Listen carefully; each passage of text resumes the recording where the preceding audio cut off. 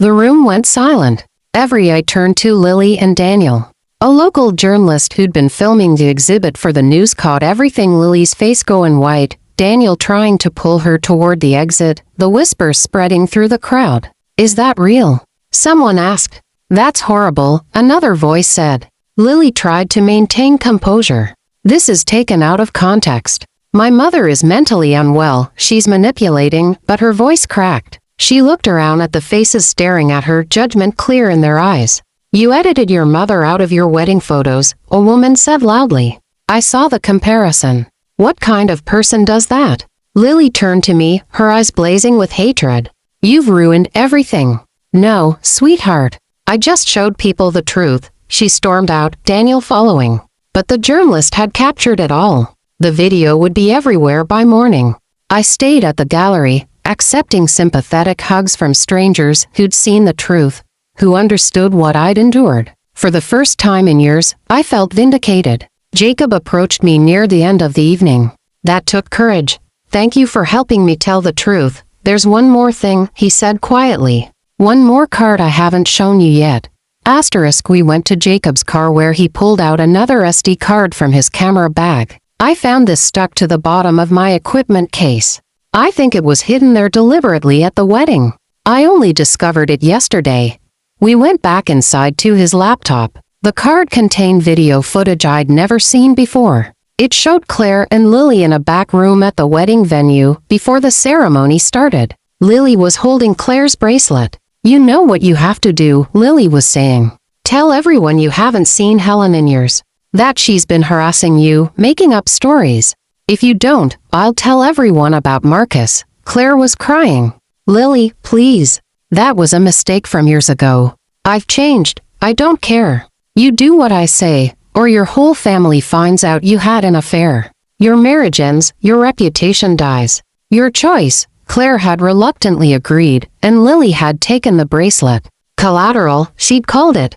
I stared at the screen, my mind racing. Claire hadn't abandoned me. She'd been blackmailed into silence. And she wasn't missing, she was hiding. Where would she go? Jacob asked. Somewhere she felt safe, I whispered. Somewhere Lily wouldn't think to look. Then I knew. The wellness center outside town, where Claire had gone after her mother died. I need to find her. I drove to the Riverside Wellness Center the next morning. The receptionist was hesitant, but when I explained I was an old friend, she made a call. 10 minutes later, Claire appeared in the lobby. She looked thin and tired, but alive. "Helen," she breathed, tears forming immediately. We sat in the garden, and she told me everything. How Lily had discovered Claire's brief affair from years ago, how she'd used it to force Claire's silence. She said if I didn't help discredit you, she'd destroy my family. I was so scared. "Helen, I'm sorry." I took her hand. "It's not your fault. But I need your help now. I need you to tell the truth. She'll tell everyone about Marcus. Let her. The truth always comes out eventually. We can face it together." Claire looked at me for a long moment, then nodded. "You're right. I'm tired of being afraid." We drove to the police station and gave our statements. Claire testified about the blackmail, about what she'd witnessed at the wedding. The video from Jacob provided proof. The detectives added it to the growing case against Lily and Daniel. That evening, I got a frantic call from Elaine. "Daniel's been arrested. Something about fraud and witness intimidation." "What's happening?" I told her everything calmly, gently. She deserved to know the truth about who she'd married. The news broke the next morning. Local businessman arrested in fraud scheme. The article detailed Daniel's illegal financial activities, with Lily named as a co-conspirator. Lily's perfect image crumbled overnight. The charity boards she sat on asked for her resignation. Her social media accounts, once full of adoring comments, flooded with criticism. She tried to fight back, posting long explanations that only made things worse. She blamed me publicly, called me vindictive and cruel. But the evidence was overwhelming. The recordings, the videos, the testimonies. People saw through her performance now. 3 days later, Daniel appeared at my door. He looked 10 years older, his confident swagger gone. "You've made your point, Helen. Stop before you ruin your daughter completely." "I didn't ruin her, Daniel. You both did that yourselves. She's still your daughter. She stopped being my daughter when she decided I was something to be erased. He left without another word. I stood at my window, watching him drive away, feeling nothing. The man I'd once loved enough to marry was a stranger now. That afternoon, I found another envelope in my mailbox. Inside was the same USB drive Jacob had given me months ago. But when I checked it carefully, I found something I'd missed before: a second SD card taped carefully beneath the flap. The second card contained footage that made my hands shake. It showed Lily and Claire at a coffee shop weeks before the wedding. Lily was coaching Claire on what to say, how to act. Tell people Helen's been unstable since the divorce. That she's been calling you constantly, making paranoid accusations. We need everyone to think she's losing her mind. Then the video jumped to another date. Lily was talking to someone off camera. Once the wedding's over and everyone sees how crazy she is, we'll contest the inheritance. Dad says with her mental state documented, we can argue she's not competent to manage the family trust. They'd been planning this for months. Not just to humiliate me, but to steal everything my parents had left me. I drove to the police station and turned over the new evidence. The detective watching it shook his head in disgust. Your daughter's looking at serious charges now. Conspiracy to commit fraud, witness intimidation, attempted exploitation of an elderly person.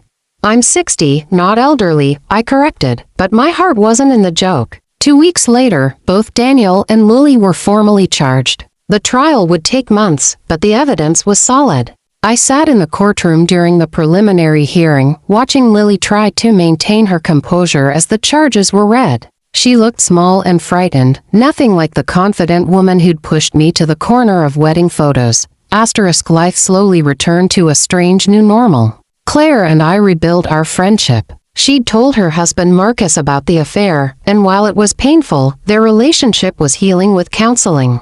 The people who'd believed Lily's lies started reaching out, apologizing. My church asked me to return. But the most unexpected visitor arrived on a Tuesday evening.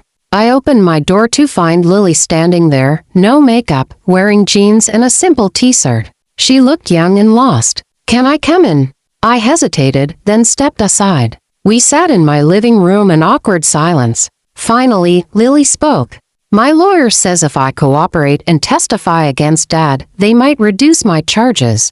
I'd probably get probation instead of jail time. Is that why you're here? To tell me you're turning on Daniel? No. She looked down at her hands. I'm here because I don't know who I am anymore. Everything I built was fake. Every relationship I had was based on manipulation. I don't even know why I hated you so much. Your father poisoned you against me after the divorce, I said quietly. He made you believe I was the enemy. But I was old enough to think for myself. I chose this. I chose to hurt you. She started crying. I'm so sorry, Mom, for everything. I didn't know what to say. Part of me wanted to hold her, to comfort her like I did when she was little. But another part remembered the cruelty, the calculated destruction of my life. I need time, Lily. I can't just forgive everything because you're finally facing consequences. She nodded, wiping her tears. I know. I just wanted you to hear it from me. I'm sorry. After she left, I sat alone, thinking about forgiveness and justice, about love and betrayal. Could I ever truly forgive my daughter? Did I even want to? The trial proceeded over the next few months. Daniel was convicted of fraud and sentenced to 5 years in prison. Lily, who testified against him and took a plea deal, received 3 years probation and community service. The judge was harsh in his comments. You systematically work to destroy your own mother's reputation and steal from her. The only reason you're not joining your father in prison is your cooperation and lack of prior record. I watched from the gallery as Lily accepted her sentence. She looked back at me once, her eyes full of regret. I didn't smile, didn't nod. I just looked at her, letting her sit with what she'd done. Months passed. I started volunteering at a center for domestic abuse survivors, helping women who'd been manipulated and gaslighted by people they loved. My experience gave me insights that helped others. I found purpose in the pain. One afternoon, Lily called. Mom, I know I have no right to ask, but could I come over? There's something I want to show you. Against my better judgment, I agreed. She arrived carrying a large photo album. The photographer gave me the final wedding album last week. I couldn't bring myself to open it until today. I thought, maybe we could look at it together. We sat on my couch, the album between us. Lily opened it slowly. The first pages showed traditional wedding photos, beautiful, posed, perfect. Then we reached the family photo. The original version, unedited. There I was, pushed to the corner, barely in frame. But something about the image was different than I remembered. The photographer had captured a beam of natural light coming through a window, and it fell directly on me. While everyone else faced the camera with forced smiles, I stood in that corner, bathed in light, my expression peaceful despite everything. Lily traced the image with her finger. You look so calm here, so dignified, while I look fake, even in my own wedding photos. You pushed me to the corner, I said softly. But that's where the truth stands clearest. Away from the performance, away from the lies. Lily closed the album and pulled out a folded paper from her purse. I wrote this but never sent it. I want to read it to you now. She unfolded the letter, her hands shaking. Dear Mom, I spent years trying to erase you from my life. I edited you out of photos, pushed you to corners, made you invisible. But in doing that, I erased myself too. I became someone I don't recognize, someone who could hurt the person who loved me most. I don't expect forgiveness. I just want you to know that every day of my probation, I think about who I was and who I want to become. I'm in therapy now, really working on myself. Not because the court ordered it, but because I need to understand how I became so cruel. I love you, Mom. I know I have no right to say that after everything, but it's true. I'll spend the rest of my life trying to deserve a place in your life again, even if it's just in the corner. Love, Lily. She finished reading, tears streaming down her face. I sat quietly, feeling my own tears forming. I can't forget what you did, Lily. The pain doesn't just disappear. I know. But maybe, someday, we can build something new.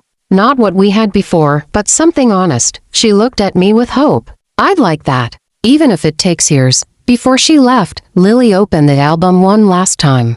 Tucked in the back was a photo I'd never seen before, me as a young mother, holding baby Lily in my arms, both of us laughing. Someone had written on the back, before the lies began.